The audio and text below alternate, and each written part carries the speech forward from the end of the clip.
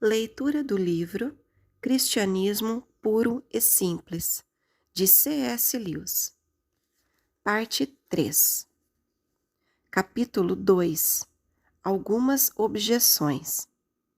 Se os dois pontos apresentados são o nosso fundamento, é melhor, antes de prosseguirmos, parar um pouco e deixar esses fundamentos bem sólidos. Algumas cartas que recebi mostram que inúmeras pessoas consideram esse conceito de lei da natureza humana, ou lei moral, ou ainda regra de comportamento digno, difícil de entender. Algumas pessoas me escreveram dizendo, por exemplo, será que o que você chama de lei moral não seria simplesmente um instinto gregário? E será que ele não foi desenvolvido da mesma forma que todos os nossos outros instintos?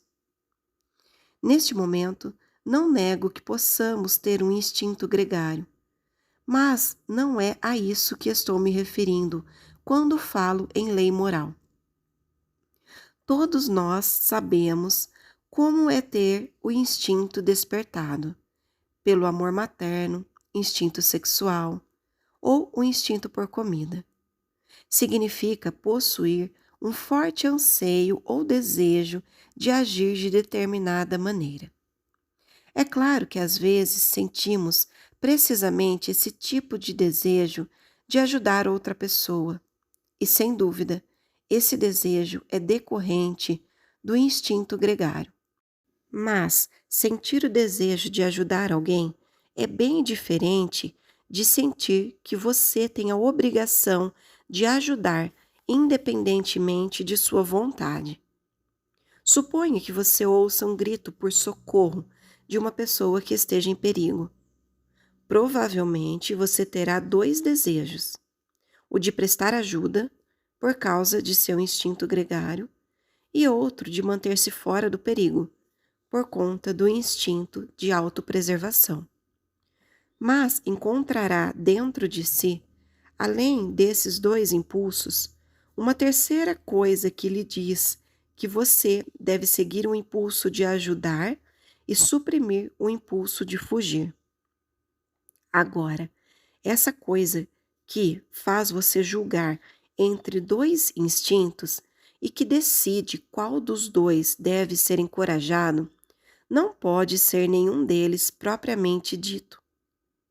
Da mesma forma, você poderia dizer que a partitura musical que lhe diz que, em dado momento, deve tocar uma nota de piano e não outra, equivale a uma das notas do teclado. A lei moral nos diz qual é o tom que devemos tocar, ao passo que nossos instintos não passam de teclas. Outra forma de se reconhecer que a lei moral não se reduz a um dos nossos instintos é a seguinte: sempre que dois instintos estão em conflito, e não há nada na mente de uma criatura além disso, obviamente o mais forte dos dois prevalecerá. Todavia, nos momentos em que estamos mais conscientes da lei moral, normalmente parece que ela recomenda que optemos pelo lado mais fraco dos dois impulsos. Você provavelmente deseja ficar em segurança mais do que deseja ajudar uma pessoa que esteja se afogando. Mas a lei moral lhe diz para ajudá-la a si mesmo. E certamente, muitas vezes nos diz para tentar tornar o impulso certo mais forte do que era naturalmente. Não é mesmo? Ou seja, muitas vezes sentimos que é o nosso dever estimular o instinto gregário, despertando nossa imaginação e provocando nossa comiseração, e assim por diante, a fim de termos força para fazer a coisa certa. Mas é claro que não estaremos agindo por instinto quando começamos a tornar o instinto mais forte do que era. Aquilo que lhe diz Seu instinto gregário está adormecido. Desperte-o. Isso não pode ser o próprio instinto gregário. O que lhe diz qual nota do piano você deve tocar mais alto não pode ser essa própria nota. Aqui vai a terceira forma de reconhecê-la. Se a lei moral fosse um dos nossos instintos, teríamos de estar em condições de apontar algum dos impulsos dentro de nós que sempre pudéssemos chamar de bom, que sempre estivesse de acordo com a regra de comportamento correto. Mas não estamos, pois não há entre os nossos impulsos nenhum que a lei moral já não tenha mandado suprimir, nenhum que ela já não tenha nos dito para encorajar.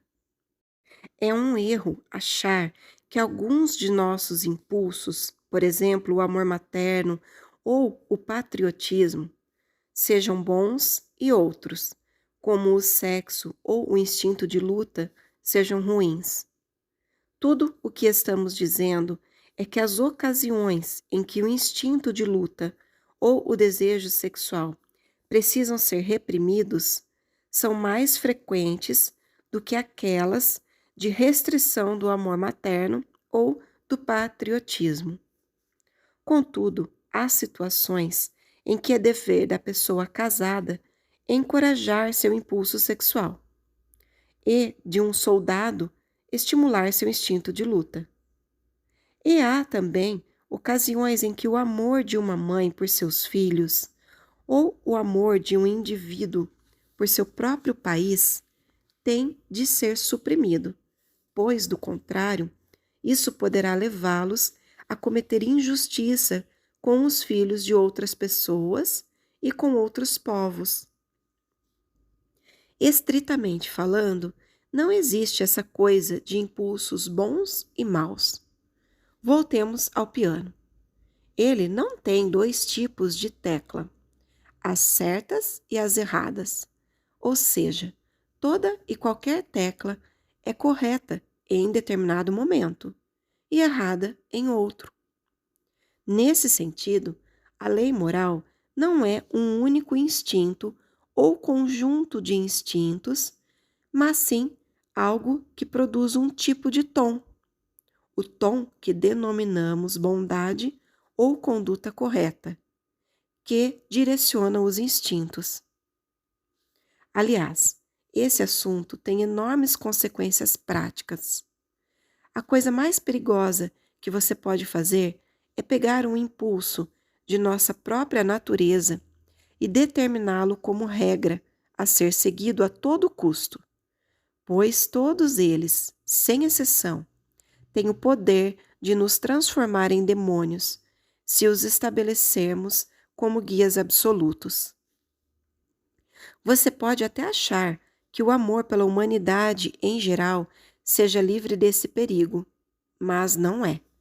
Se você deixar de lado o senso de justiça, logo estará quebrando acordos e forjando evidências pelo bem da humanidade e se tornando, no final das contas, uma pessoa cruel e traiçoeira. Outros me escreveram dizendo: será que o que você chama de lei moral não é apenas uma convenção social, algo que nos foi incutido pela educação? Penso que haja um mal-entendido aqui. As pessoas que fazem esse tipo de pergunta normalmente estão partindo do pressuposto de que, se aprendemos algo com nossos pais e professores, então isso tem de ser uma mera invenção humana. Mas é claro que as coisas não são assim. Todos nós aprendemos a tabuada na escola. Já uma criança que tivesse se criado numa ilha deserta não a conheceria. Mas certamente não se pode inferir disso que a tabuada seja uma simples convenção humana, algo que os seres humanos tenham inventado para si e poderiam ter feito diferente se o desejassem. concordo inteiramente que aprendemos a regra do comportamento digno de pais e professores, e de amigos e livros, da mesma forma que aprendemos todas as outras coisas. Mas algumas coisas que aprendemos são meras convenções que poderiam ter sido diferentes. Aprendemos a nos manter do lado esquerdo da rua, mas a regra também poderia ter sido de nos mantermos à direita. E outras, como a matemática, são verdades reais.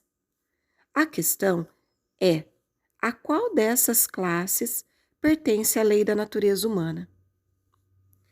Há dois motivos para se afirmar que ela pertence à mesma classe que a matemática. A primeira é que, como eu disse no primeiro capítulo, embora haja diferenças entre as ideias morais de uma época ou de um país e as de outro, as diferenças não são realmente muito grandes, nem de perto tão grandes quanto a maioria das pessoas imagina. E você pode reconhecer a mesma lei agindo em todos. Já meras convenções, como as convenções sobre trânsito ou os tipos de roupas que as pessoas usam, podem diferir profundamente. A outra razão é a seguinte: se você considera as diferenças entre a moralidade de um povo e a de outro, não tende a pensar que a moralidade de um deles seja sempre melhor ou pior do que a do outro? Será que algumas das mudanças não foram para melhor? Se não, então certamente não poderia haver nenhum progresso moral. O progresso não quer dizer apenas mudança pura e simples, mas mudança para melhor. Então, se nenhum conjunto de ideias morais fosse mais verdadeiro ou melhor do que o outro, não haveria sentido em preferir a moralidade civilizada à moralidade selvagem, ou a moralidade cristã à moralidade nazista. Na verdade, é claro que todos nós acreditamos que algumas moralidades sejam melhores que outras. Acreditamos que algumas pessoas que tentaram mudar as ideias morais de sua própria época foram o que chamamos de reformadores ou pioneiros. Pessoas que entendiam melhor a moralidade do que seus contemporâneos. Muito bem, então. No exato momento em que você diz que um conjunto de ideias morais pode ser melhor que outro, estará, na verdade, medindo ambos de acordo com um padrão, dizendo que um deles está mais em conformidade com aquele padrão do que outro. Entretanto, o padrão que mede duas coisas é diferente da própria moralidade. Você está, na verdade, comparando ambos com alguma moralidade real, admitindo que algo é uma verdade real, independentemente do que as pessoas pensam, e que as ideias de algumas pessoas se aproximam mais do que é o realmente certo do que outras. Ou vamos colocá-lo nos seguintes termos: se suas ideias morais podem ser mais verdadeiras e aquelas dos nazistas menos, deve haver alguma moralidade real, de acordo com a qual sejam verdadeiras. A razão por que sua ideia de Nova York pode ser mais ou menos verdadeira do que a minha é que Nova York é um lugar real, que existe independentemente do que qualquer um de nós pense. Se ao pronunciar Nova York, cada um de nós quisesse dizer meramente a cidade que estou imaginando na minha mente, como é que se poderia supor que algum de nós tivesse ideias mais verdadeiras do que o outro? No fim das contas, não seria questão de verdadeiro ou falso. Da mesma forma, se a regra de comportamento digno significasse simplesmente o que cada nação decidisse aprovar, não faria sentido dizer que qualquer nação já tenha sido mais correta do que qualquer outra em seu julgamento. Assim como também não faria sentido dizer que o mundo pode se aperfeiçoar ou degenerar moralmente. Concluo, então, que, embora a diferença entre as ideias das pessoas sobre o comportamento digno muitas vezes as façam suspeitar de que não há nenhuma lei de comportamento real natural, as questões relacionadas a esse assunto, sobre as quais somos obrigados a pensar, provam exatamente o contrário. Contudo, deixe-me dizer mais uma coisa antes de encerrar. Já encontrei pessoas que exageram nas diferenças porque não fazem distinção entre diferenças de moralidade e diferenças de crença sobre fatos. Por exemplo, uma pessoa me disse: há 300 anos, as bruxas estavam sendo queimadas na Inglaterra. Será que isso foi obra do que você chama de regra da natureza humana ou conduta correta? Certamente, a razão pela qual não executamos bruxas hoje é que não acreditamos nessas coisas. Porque se acreditássemos, se pensássemos de verdade que há pessoas por aí que tenham vendido a alma para o diabo e que, em troca, tenham recebido dele poderes naturais e estivessem usando esses poderes para matar os seus vizinhos, ou levá-los à loucura, ou ainda trazer tempestades, certamente todos nós concordaríamos que, se há alguém que merece a pena de morte, seriam essas sórdidas traiçoeiras. Não há diferença de princípio moral aqui. A diferença é simplesmente de como se encaram os fatos. Não acreditar em bruxas pode representar um grande avanço da humanidade em termos de conhecimento. Quando pensamos que elas existem, não há avanço moral em não executá-las. Você não consideraria uma pessoa mais humana por parar de colocar ratoeiras se isso se devesse ao fato de ela ter deixado de crer que havia ratos na casa? Capítulo 3. A realidade da lei. Volto agora ao que disse no final do primeiro capítulo, isto é, que há duas coisas estranhas sobre a humanidade. Primeiro, que eles são perseguidos pela ideia de que há um tipo de comportamento que devem adotar que poderíamos chamar de justiça, ou decência, ou moralidade, ou lei natural. Segundo, que, na verdade, eles não agem de acordo com ela. Agora, pode ser que você esteja se perguntando por que eu acho isso estranho, uma vez que, para você, talvez seja a coisa mais natural do mundo. Você pode achar que fui particularmente duro com a humanidade. Afinal de contas, você pode dizer o que eu chamo de quebrar a lei do certo e do errado, ou da natureza, significa apenas isso, que as pessoas não são perfeitas. E por que eu deveria esperar algo diferente? Essa seria uma boa resposta se o que eu estivesse tentando fazer fosse determinar a quantidade exata de culpa que nos cabe por não nos comportarmos como esperamos que os outros se comportem. Mas esse não é absolutamente o meu intuito. Neste momento, não estou preocupado com a culpa. Estou apenas tentando descobrir a verdade. E desse ponto de vista, a própria ideia de algo ser imperfeito, de não ser o que deveria ser, tem certas consequências. Se considerarmos um objeto como uma pedra ou uma árvore, ele é o que é, e parece não haver sentido em dizer que deveria ser outra coisa.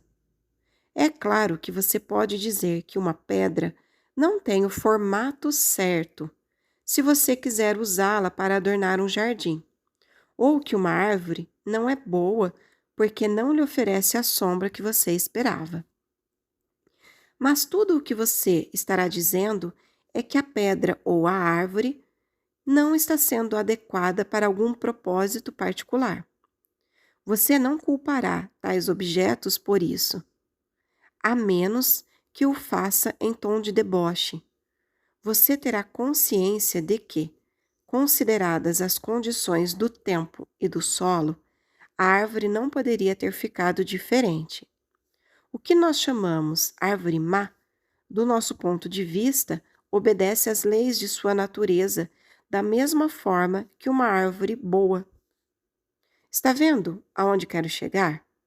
O que estou querendo dizer é que aquilo que costumamos chamar de leis naturais, por exemplo, o modo como as condições climáticas trabalham sobre a árvore, pode não ser leis no sentido estrito da palavra, mas apenas uma maneira de falar. Se você diz que as pedras, ao caírem, sempre obedecem à lei da gravidade, isso não é o mesmo que dizer que a lei não significa mais do que o que as pedras fazem sempre? Você não acha mesmo que, se deixar a pedra cair, ela vá se lembrar, de repente, de que tem ordens de cair ao chão, não é? Você quer dizer apenas que ela simplesmente cai. Em outras palavras, você não pode ter certeza de que existe algo além dos próprios fatos, alguma lei que determine o que deve acontecer, muito diferente do que de fato acontece. As leis da natureza, ao serem aplicadas a pedras ou a árvores, podem não significar nada além do que a natureza de fato faz. Mas, se tomarmos a lei da natureza humana, a lei do comportamento digno, aí as coisas mudam.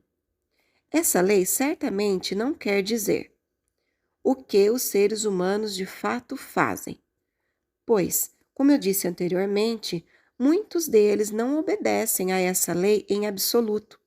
Aliás, nenhum deles lhe obedece completamente.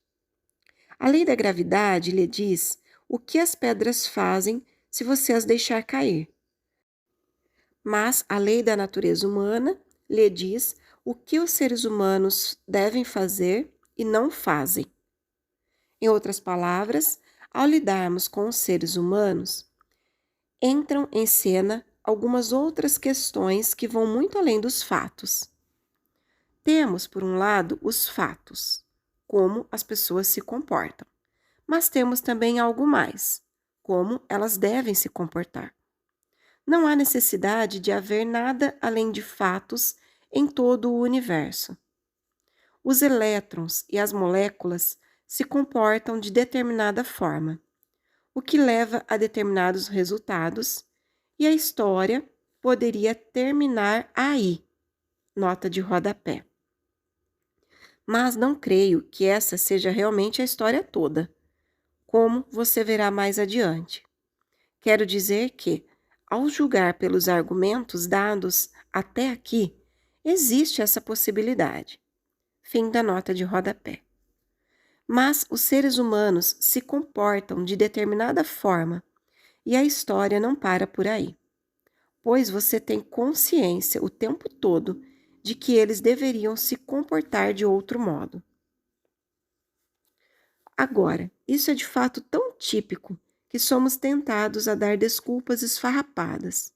Por exemplo, podemos tentar fazer de conta que, quando dizemos que uma pessoa não deveria fazer o que está fazendo, é o mesmo que dizer que o formato de pedra é inadequado. Isto é, o que essa pessoa está fazendo é inconveniente para você. Mas isso simplesmente não é verdade.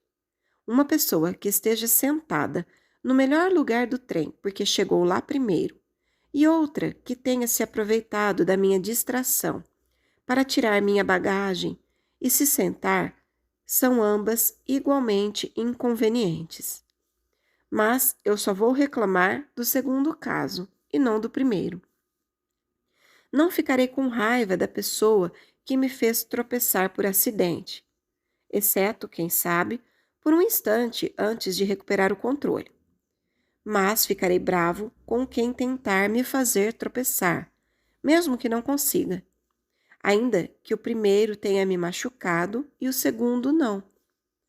Algumas vezes, o comportamento que eu chamo de mal não é absolutamente inconveniente para mim.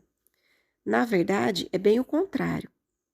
Em uma guerra, ambos os lados poderão achar muito útil um traidor do lado oposto, mas, por mais que eles possam usá-lo e pagá-lo, vão se referir a ele como um verme humano. Portanto, você não pode dizer que o que chamamos de comportamento digno nos outros seja simplesmente o comportamento que pareça ser útil para nós e, no que diz respeito à nossa própria boa conduta, parece-me óbvio que não se trata simplesmente daquela que nos traga vantagens. Trata-se, isso sim, de ficar contente com 30 shillings quando poderíamos ter ganhado 3 libras. De fazer a lição de casa de forma honesta quando seria mais fácil copiar. De deixar a garota em paz quando, na verdade, estávamos com vontade de ir para a cama com ela. De frequentar lugares perigosos quando se poderia ir para lugares bem mais seguros. De cumprir as promessas que preferiria não ter feito, e de dizer a verdade, mesmo que isso nos faça parecer bobos. Certas pessoas dizem que, embora a conduta digna não traga vantagem para o indivíduo em determinado momento, ainda assim traz vantagem para a humanidade como um todo, e que, consequentemente, não há mistério em torno disso. Afinal de contas, os seres humanos têm algum bom senso e reconhecem que só é possível ter segurança ou felicidade real em uma sociedade em que todos joguem limpo, e que isso se dá porque reconhecem que tentam se comportar de maneira digna. Agora, é claro que é perfeitamente verdade que a segurança e a felicidade só podem vir de indivíduos, classes e nações que são honestos, jogam limpo e são gentis uns com os outros. Essa é uma das verdades mais importantes do mundo, mas seria um equívoco tomá-la como explicação para como nos sentimos em relação ao certo e ao errado. Se alguém fizesse a seguinte pergunta: por que eu deveria ser altruísta? E você respondesse: porque isso é bom para a sociedade. Poderíamos perguntar em seguida: por que eu deveria me importar com o que é bom para a sociedade se isso não me trouxer nenhuma vantagem pessoal? Então você precisaria dizer: por que você deve ser altruísta? O que simplesmente nos traz de volta ao ponto de onde partimos. Você está dizendo a verdade, mas não está chegando a lugar nenhum. Se alguém perguntasse qual é o propósito de jogar bola, não seria uma boa resposta dizer que é para marcar gols, pois tentar marcar gols representa o jogo em si, e não o motivo do jogo. E você estaria dizendo apenas que o futebol é futebol. O que é verdade, mas que não precisa ser dito. Da mesma forma, se alguém pergunta qual é a graça de se comportar com decência, não será uma boa resposta dizer que é para fazer bem à sociedade, pois tentar beneficiar a sociedade, ou, em outras palavras, ser altruísta, pois sociedade não quer dizer nada mais do que outras pessoas. É uma das coisas em que o comportamento digno consiste. Tudo o que você está dizendo realmente é que o comportamento digno é o comportamento digno. Você teria dito a mesma coisa se falasse que o ser humano deve ser altruísta e tivesse parado por aí. E é neste ponto que eu paro. As pessoas devem ser altruístas, devem jogar limpo. Não que elas sejam ou gostem de ser altruístas, mas é o que elas deveriam ser. A lei moral ou lei da natureza humana não é simplesmente um fato sobre o comportamento humano, assim como a lei da gravidade é ou poderia ser simplesmente um fato sobre como os objetos pesados se comportam. Por outro lado, não se trata de mera fantasia, pois não podemos nos livrar da ideia e a maioria das coisas que dizemos e pensamos sobre os seres humanos se reduziria a bobagens se o fizéssemos. E não se trata simplesmente de uma afirmação sobre como gostaríamos que a humanidade se comportasse para a nossa própria conveniência, pois o comportamento que chamamos de mal ou injusto não é exatamente o mesmo que o comportamento que achamos conveniente. Aliás, pode ser até o oposto. Consequentemente, essa regra do certo e do errado, ou lei da natureza humana, ou como quer que você queira chamá-la, deve ser, de uma forma ou de outra, real. Algo que existe de verdade, que não seja inventado por nós. E ainda assim, não se trata de um fato no sentido comum, da mesma forma que o nosso comportamento real é um fato. Parece que teremos de começar a admitir que existe mais de um tipo de realidade, que, nesse caso particular, há algo muito além dos fatos comuns do comportamento humano, e, ainda assim, definitivamente bem real. Uma lei real, que nenhum de nós construiu, mas que exerce uma pressão sobre nós. Fim do capítulo 3. Se você está gostando da leitura, curta o vídeo e se inscreva no canal. Deus te abençoe.